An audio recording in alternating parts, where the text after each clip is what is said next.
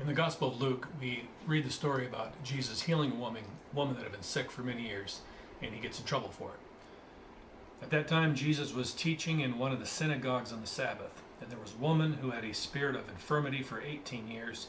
She was bent over and could not fully straighten herself. And when Jesus saw her, he called her and said to her, "Woman, you are freed from your infirmity." And he laid his hands upon her, and immediately she was made straight, and she praised God. But the ruler of the synagogue, indignant because Jesus had healed on the Sabbath, said to the people, "There are 6 days on which work ought to be done. Come on those days and be healed, and not on the Sabbath day." Then the Lord answered him, "You hypocrites, does not each of you on the Sabbath untie his ox or his donkey from the manger and lead it away to water it? And ought not this woman, the daughter of Abraham, whom Satan bound for 18 years, be loosed from this bond on the Sabbath day?" And he said this. All his adversaries were put to shame, and all the people rejoiced at the glorious things that were done by him. As I mentioned before, the incarnation and the resurrection was a pivot point of all history. And in this story, we see 2 references to the source of this woman's suffering, which tie directly to this point about the incarnation being the pivot point. First, we're told that the woman has a spirit of infirmity. And it wasn't just a sickness, it was a terrible form of suffering that came in some sort of demonic, oppressive form. And second, Jesus himself attributes her suffering to the bondage of Satan. It's important to remember that prior to the resurrection, demonic activity was far greater and far more oppressive than after.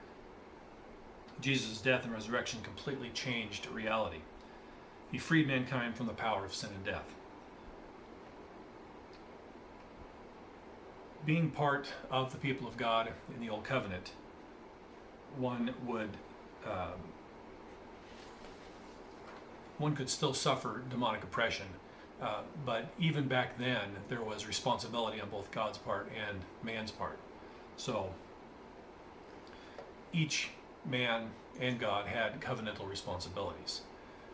Throughout the Old Covenant, particularly the Mosaic Law, we see when man was obedient to the law, God would bless him with long life, health, many children, agricultural abundance, and peace in the land.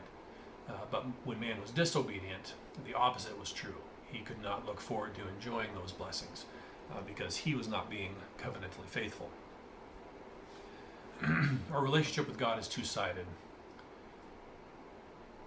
We have our responsibilities. We need to pursue holiness. We need to resist the inclination to sin. We need to resist sinning outright. We need to resist sinning internally. We are called to pursue holiness. We are called to love God and to love our neighbor. And God will act accordingly. When we are faithful, we will see ourselves grow in holiness. We are basically we're putting ourselves in a position to be within God's protective place.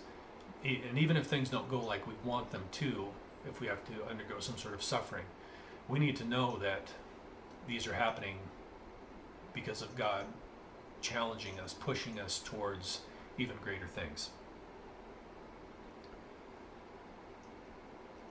With the incarnation, Jesus comprehensively and universally obtained eternal life for all mankind.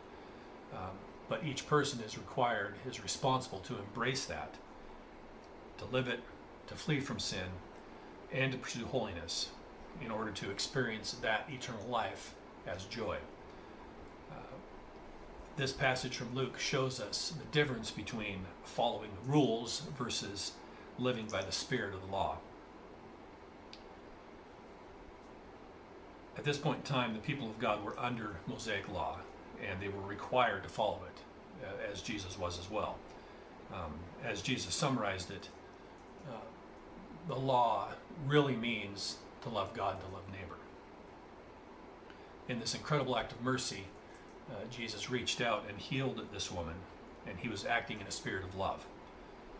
This woman had been suffering under this infirmity for 18 years. That's a long time to be oppressed, to be under physical and spiritual sickness.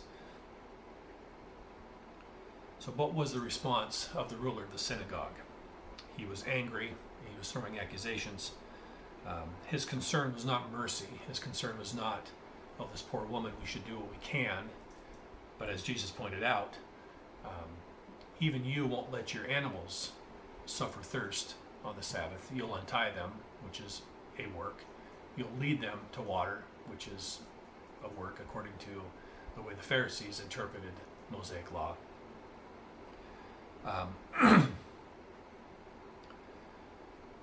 Our attitude needs to be the same today, even though we're not under Mosaic law any longer. The people of God today, the church, are called to be mature. We're called to be responsible, and we are called to approach every situation as adults with love towards the other, with love towards God, and with a desire to be more holy, to be more like Christ.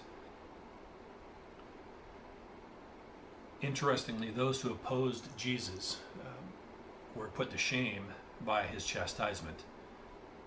And the general people, just the regular Joes who were there, marveled at this miracle and the glorious work that Jesus did in helping this woman. So we all know the bad image, the bad picture that the Pharisees and the Sadducees and all those had of being very, very rule-driven, having very strange interpretations of the law, and their focus was follow the rules, even if it means not being merciful to other people.